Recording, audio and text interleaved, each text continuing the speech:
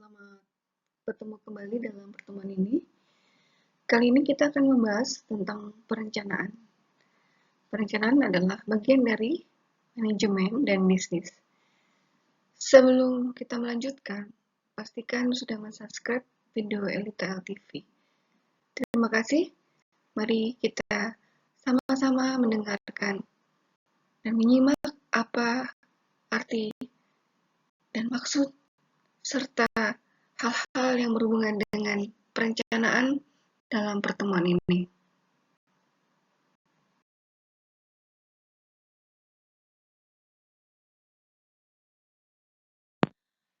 Hakikat dan pentingnya perencanaan.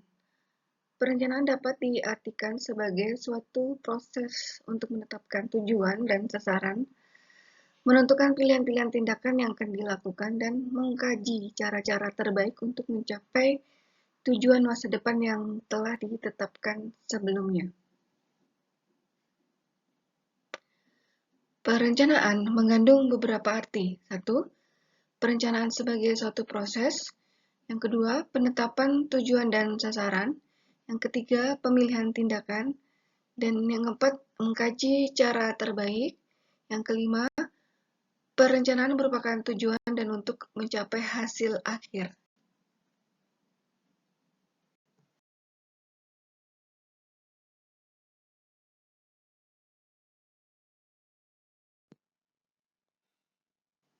Perencanaan paling tidak harus memiliki 3 aspek utama. 1. Menyangkut masa yang akan datang. Yang kedua, harus menyangkut tindakan. Yang ketiga, memiliki serangkaian tindakan pada masa yang akan datang yang akan diambil oleh perencana. Peran perencana pastinya sangat penting ya, di mana pentingnya peran perencana yaitu 1. Untuk mengkoordinasikan usaha-usaha, yang kedua untuk mengatasi perubahan, yang ketiga untuk pengembangan manajer, yang keempat untuk pengembangan standar kinerja, yang kelima perencanaan mengurangi ketidakpastian.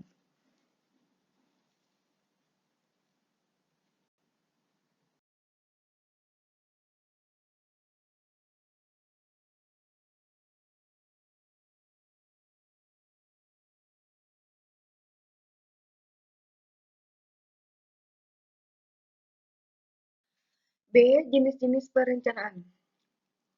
Jenis perencanaan 1. Perencanaan jangka panjang dan jangka pendek. Jangka panjang ini adalah jangka 5 tahun ya. Jangkanya bisa 5 tahun lebih. Sementara jangka pendek itu 1 tahun atau kurang. Jenis perencanaan yang kedua adalah perencanaan strategis dan operasional. Strategis yaitu rencana jangka waktu yang panjang yang ditentukan oleh manajer puncak, operasional, penjabaran dari strategis plan. Jenis perencanaan ketiga adalah perencanaan sekali pakai dan perencanaan tetap. Sekali pakai itu artinya untuk memenuhi kebutuhan situasi yang khas, meliputi anggaran, proyek, program, sementara untuk perencanaan tetap itu adalah digunakan terus-menerus, meliputi kebijakan, prosedur, dan aturan.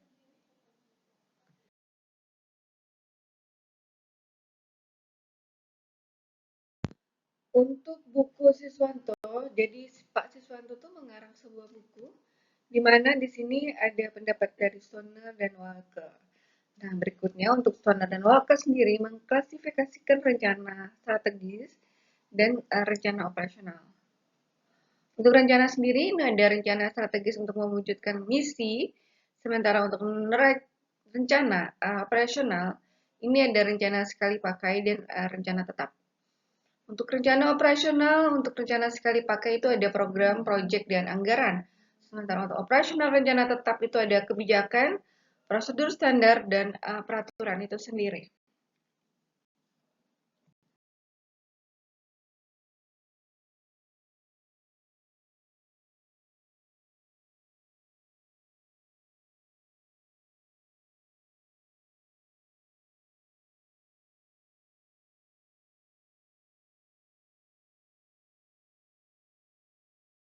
Satu, rencana strategis, dalam hal ini adalah strategi plan. Ini dirancang untuk mencapai tujuan organisasi yang luas, yaitu untuk melaksanakan misi kehadiran organisasi tersebut. Kelebihannya A. Ini manajer dapat menentukan tujuan secara jelas dan metode pencapaiannya. B. Itu membantu manajer untuk mengantisipasi permasalahan sebelum muncul dan memecahkannya sebelum menjadi lebih buruk. Untuk kelebihan yang C itu adalah membantu manajer mengenal peluang yang mengandung risiko dan peluang yang aman dan memilih di antara peluang yang ada.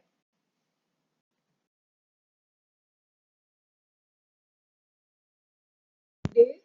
Mengurangi kemungkinan deviasi dan kejutan yang tidak menyenangkan karena sasaran atau tujuan dan strateginya untuk penelitian yang sama.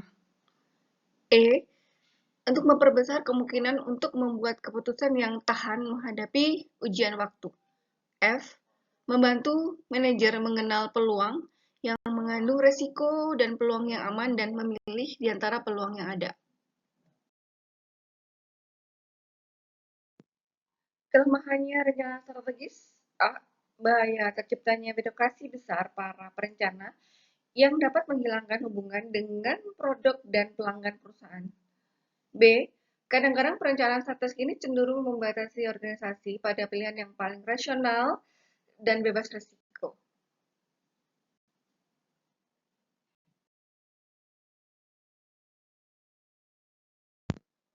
Yang kedua, ini ada rencana operasional atau operational plan. Ini memberikan deskripsi ya tentang bagaimana rencana strategis ini dilaksanakan, yang terdiri atas A. Rencana sekali pakai atau single use plan. Ini dikembangkan untuk mencapai tujuan tertentu dan ditinggalkan manakala tujuan itu telah dicapai. Operational plan ini terdiri atas program, ya, dan nanti slide berikutnya ada kelanjutan dari program. Nah, ini program sendiri ini mencakup serangkaian aktivitas yang relatif luas.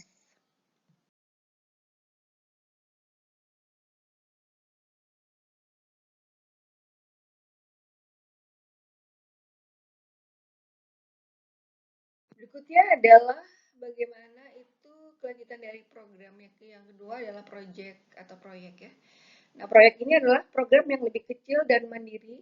Nah, setiap proyek akan menjadi tanggung jawab setiap individu yang ditunjuk dan diberi sumber daya spesifik dalam batas waktu tertentu. Yang ketiga adalah anggaran atau budget, di mana di sini adalah pernyataan tentang sumber daya keuangan ya yang disediakan untuk kegiatan tertentu dalam waktu tertentu pula.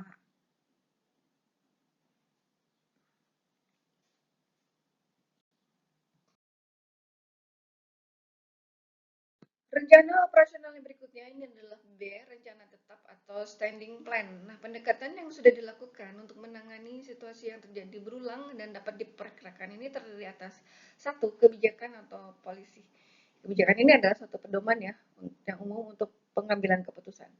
Yang kedua, prosedur standar atau standar prosedur, di mana untuk memberikan seperangkat petunjuk detail untuk melaksanakan urutan tindakan yang sering terjadi sebagai implementasi kebijakan. Yang ketiga, peraturan atau rules, di mana di sini penyataan bahwa suatu tindakan harus dilakukan atau tidak boleh dilakukan dalam situasi tertentu.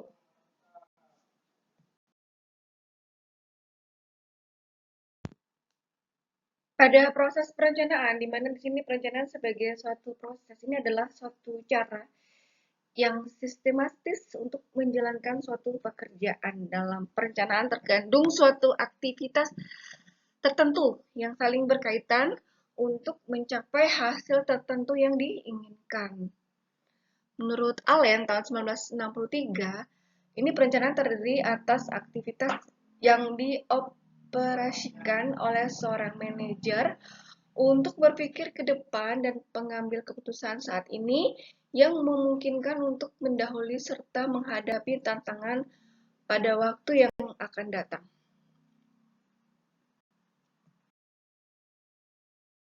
Kita lihat untuk proses penyusunan perencanaan di sini prosesnya adalah satu, untuk merumuskan misi dan tujuan. Yang kedua, memahami keadaan saat ini. Yang ketiga, mempertimbangkan faktor pendukung dan penghambat tercapainya tujuan. Yang keempat, menyusun rencana kegiatan untuk mencapai tujuan.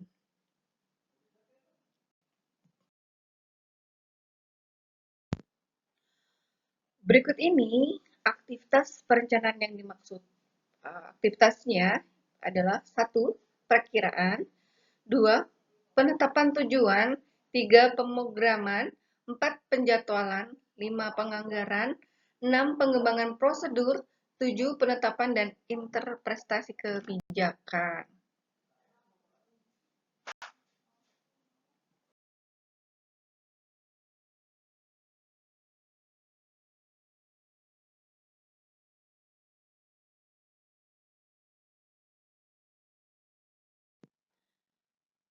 Aktivitas perencanaan 1 ada perakiraan atau forecasting.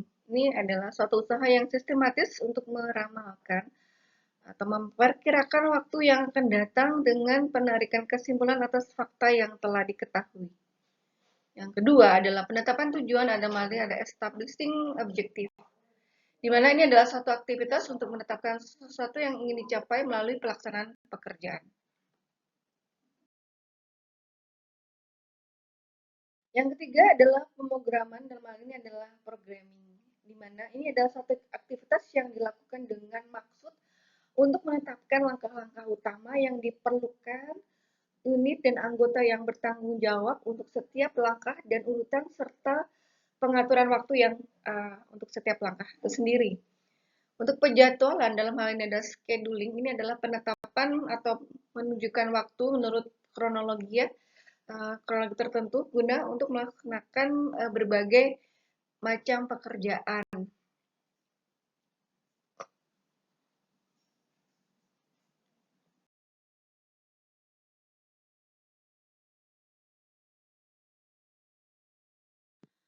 Yang kelima, penganggaran atau budgeting. Ini adalah suatu aktivitas untuk membuat pernyataan tentang sumber daya keuangan yang disediakan untuk aktivitas dan waktu tertentu.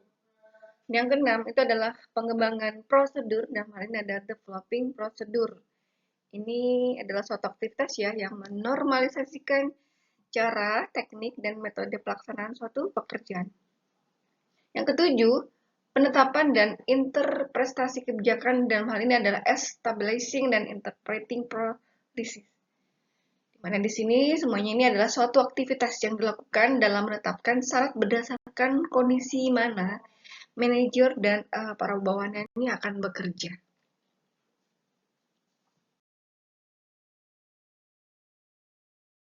D. Pendekatan dalam perencanaan. Di sini terdapat berbagai macam pendekatan-pendekatan ya yang dapat dipergunakan dalam proses penyusunan perencanaan itu sendiri. Nah, pendekatan itu atau pendekatan tersebut ini diantaranya adalah 1. Perencanaan inside out dan perencanaan outside in. Yang kedua, pendekatan perencanaan dari atas ke bawah, top down planning, dan perencanaan dari bawah ke atas atau bottom up planning. Yang ketiga, pendekatan perencanaan situasional atau contingency planning.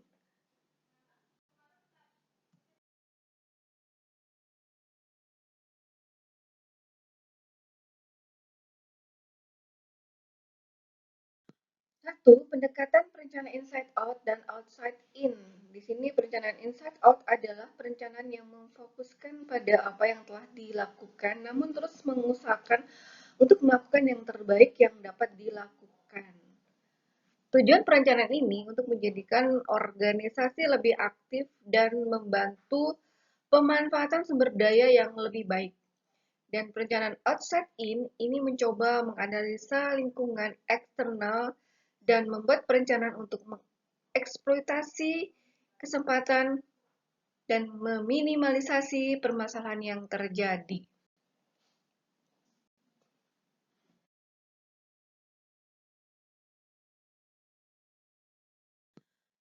2. Pendekatan perencanaan top-down dan perencanaan bottom-up. Pada perencanaan dari atas ke bawah, dalam hal ini adalah top-down planning, ini manajer puncak menentukan tujuan secara luas dan kemudian memperbolehkan manajer tingkat bawah untuk mencapai perencanaan dengan batas tersebut. Perencanaan dari bawah ke atas dalam hal ini bottom up planning ini memulai dengan merencanakan yang dikembangkan pada tingkatan yang lebih bawah tanpa ada batasan. Nah, secara teratur melewati hierarki tersebut ke tingkat manajer puncak. Kombinasi keduanya ini menghasilkan perencanaan yang efektif. Yang ketiga, ada perencanaan kontingensi. Ya, di sini untuk perencanaan kontingensi, pendekatan ini mencoba untuk selalu menyesuaikan terhadap perubahan. Perubahannya itu adalah perubahan lingkungan, baik eksternal maupun internal.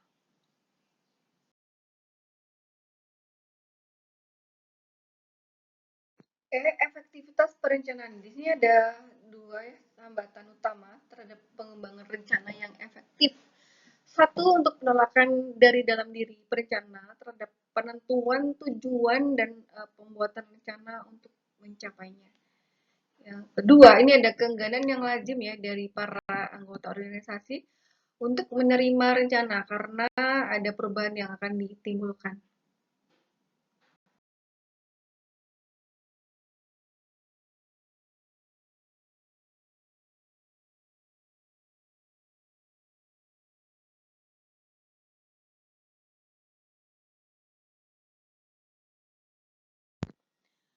Berikutnya adalah alasan manajer ragu atau gagal dalam menetapkan tujuan organisasi. Alasannya adalah satu, keengganan melepaskan tujuan alternatif. Yang kedua adalah ketakutan akan kegagalan. Yang ketiga, minimnya pengetahuan tentang organisasi. Yang keempat, minimnya pengetahuan tentang lingkungan. Yang kelima, kurangnya rasa percaya diri.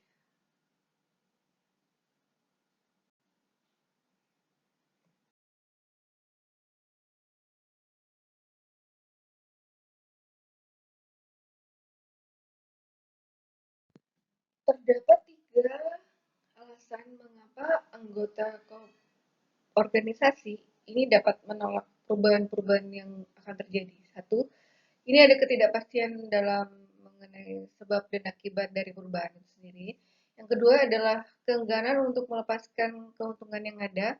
Yang ketiga, kesadaran akan kelemahan dalam perubahan yang diusulkan.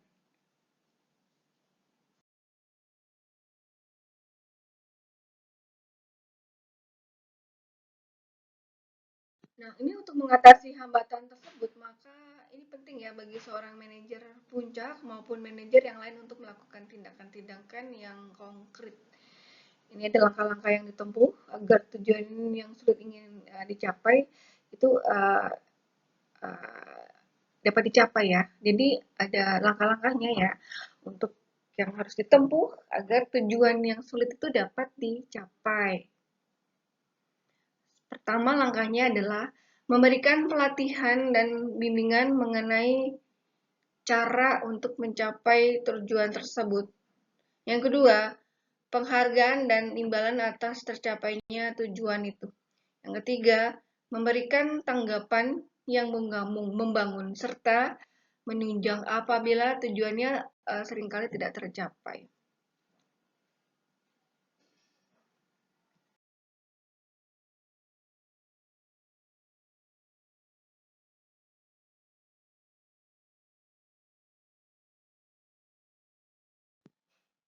Ada langkah-langkah dalam menghadapi penolakan ya terhadap perubahan sebagai berikut. Ini ada ketika kita menghadapi sebuah penolakan dalam perencanaan, ini langkah-langkahnya sebagai berikut.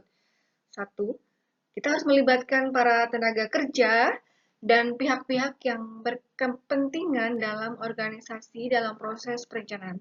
Yang kedua, memberikan informasi yang lebih banyak kepada para tenaga kerja mengenai rencana dan akibatnya yang mungkin timbul. Yang ketiga adalah mengembangkan suatu pola perencanaan yang efektif.